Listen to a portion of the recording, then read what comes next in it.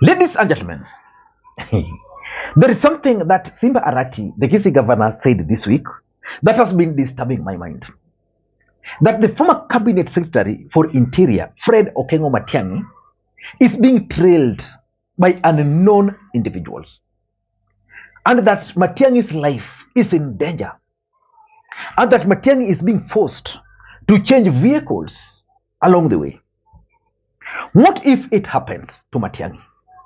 Because it has happened before to others. And why would, for example, Simba Arati make such kind of allegations without facts? Who is behind Fred Matiangi? Because Matiangi is not an ordinary Kenyan. Fred Matiangi is a former cabinet secretary for Interior, which means the security apparatus of the Republic of Kenya was once in the hands of Fred Matiangi. In this video, I want to explain to you guys 3 things that Fred Matiangi must do as a matter of urgency to save himself from the frustrations he's undergoing. But let us look at some 4 facts first. The first fact is that Fred Matiangi was one of the most hardworking cabinet secretaries under Uhuru Kenyatta's government. The kind of public officers you've given us over the years, na mnawajua. Angalieni Waziri Machogo. Look at the kind of man he is. Mnakumbuka Dr. Matiang'i. Hata kama kwa siasa hatukukubaliana, that was a sterling public officer. Unajua, mimi usema mgala muwe na haki mpe. As a matter of fact, Uhuru Kenyatta even elevated Fred Matiangi to almost the position of the Prime Minister. Number 2, Fred Matiangi is or was a presidential material. Let me just ask you and get the answer on this platform. Do you think Fred Matiangi can make a good president for the Republic of Kenya? The truth of the matter is that Fred Matiangi was a presidential material. Buyamole naende basi abantu baminto ntegerere nteke monko batebiga omugako oyo noyo kugamba buna bali amengenje naende twensi nyanza tole twensi twaitaberanire twensi pigo tokoboka mambi tale 9 twakira omugako oyo chikura twaigwananire namba 2 abantu baminto timo baisa koranje ko ngainu nonde bwenzi abantu barichi barimo jiriji wetu ekachingobogeka chiko na kwetana na gaiga. Whether he should continue pursuing that is something I don't know.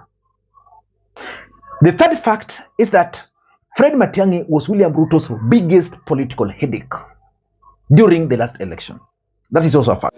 When a political leader, a national leader tells people, I will put aside 150 billion for market women. I'll put aside 50 billion for boda boda. I'll put aside 100 billion for this. I know how much our budget is and the projected growth of our budget. That time you have not talked about the amount of money that you are taking to counties. You have not talked about transfers for the education sector and so on. Where are you going to get that money to provide that kind of service? You're just lying to those people because you are telling them things they want to hear. And because they won't ask you questions, you just get along with it. You know, when you keep saying this deep state, who is that? And the people are using that phrase and complaining are members of the National Security Council. They hold public offices. They tell you they are powerful people. So who is that? Not this facade and stories that are being coined and being bandied around. Just so that people create the excuses and the camouflage around things that don't exist to survive. Or create excuses and pathways of lying and carrying the public along with them. I want to ask you as church ministers, I am your son, and as a public servant, we have a country to serve. Let us not be victims of some of these lies that you keep hearing around. But things that just don't make sense even to a fool. How would you tell people? Yeah. How will you stand up? I'm asking you. How, Bishop, how will you stand up in public and tell me, who is that? And then actually you don't even have the courage enough to take a decision and say, okay, because I don't agree with the Attorney General and all these people, me, I'm not going to be party to you. In the morning, you speak like government. In the afternoon, you speak like opposition. The artists, the political artists, who want to avoid that conversation, they come up with all manner of excuses. Oh, there are people who hate me called deep state, and you sit with them daily. But who is behind these frustrations of Fred Matiangi? Because we saw last year, Fred Matiangi home was raided. We saw last year, Fred Matiangi being forced to go and record some statements.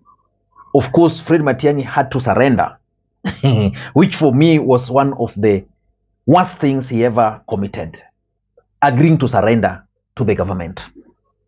But who is behind Fred Matiangi's tribulations? That is exactly what I want us to look at here, because we all know that ahead of the last election, there were four individuals, actually 4 or 3 individuals, who actually gave William Ruto hell. There was Rafael Tuju, there was Karanja Kibicho, and there was Fred Okengo Matiangi.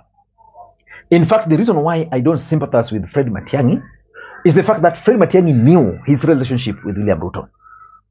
Fred Matiangi had the keys to State House.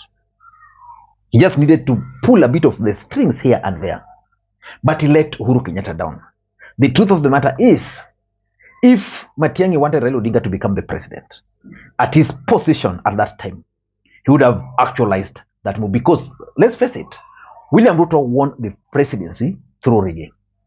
And I know where Raila Odinga committed a mistake. Let me just take you back again a bit.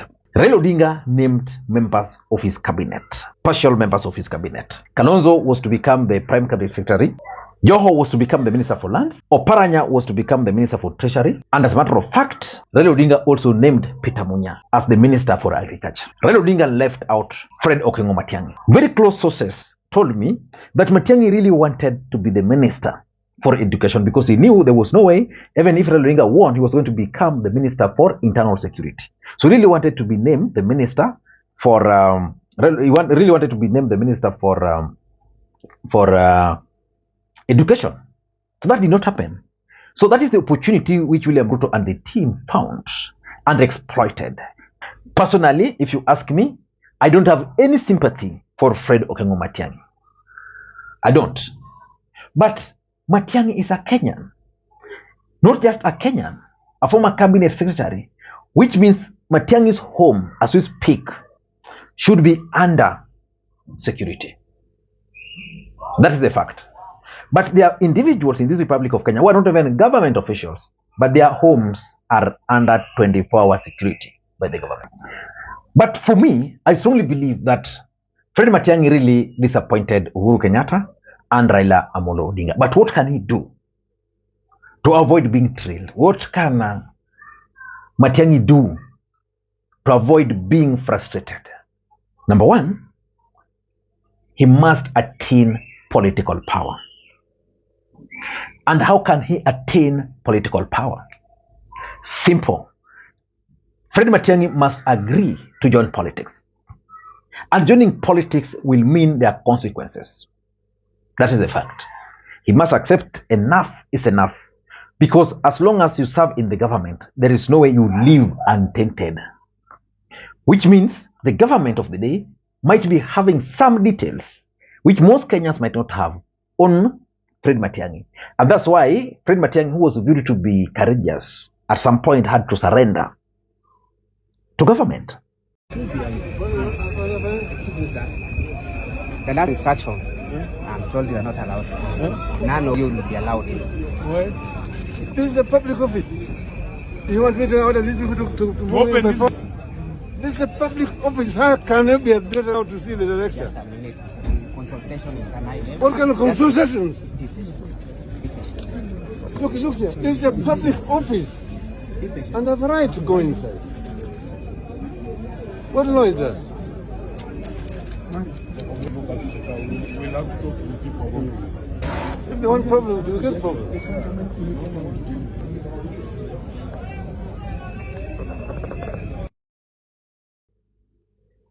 So he must gain political power by joining politics.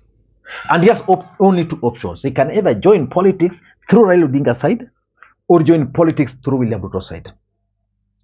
I don't think he will have a lot of success by joining William Ruto's side. Then it means he must go against the government. He must join Simba Arati so that once they have the political power, then they can now fight these wars. The main reason why certain individuals in the Republic of Kenya are joining politics is not because they don't have the money or because they want to serve the people. Those who want to serve the people don't have the money. Most of these rich individuals who joined politics, they joined politics because they required protection. If, for example, Matiang'i was a minister, no, not really a minister, a governor, do you think he'll be trailed? If he was a member of parliament, it will just be talk, but nobody will really pursue him because he'll have that political power. So Fred Matiangi must figure out how he's going to get the political power. Number two, Fred Matiangi must also use this opportunity to appeal to the emotions of the Kisii community. He must play victim. Fred Matiangi must convince the Kisii community that he has the features, the potential of becoming a presidential candidate, and that someone is behind all these things. He must then use that to rally the community around him. Because let's face it, our politics is tribal. It will be very easy for someone like Simba Arati and Odium brigades from Kisii to call for a press conference or even a political rally, invite Matiang'i there, and then issue a statement. Rally the community that, you know, these guys are our Taki, our Mutu. And lastly, this whole thing can also be politicized. How many cabinet secretaries were in Uhuru Kenyatta's government? Why pick on Matiang'i? Matiang'i is entitled to security. Why is he not being secured? Why? So they can politicize this situation by even giving lists of individuals who have actually lost their lives. Kimchezo like this, with this kind of jokes. Yeah, I don't know what to think. That's my take. Until next time, this is Lee Makwiny. Bye-bye.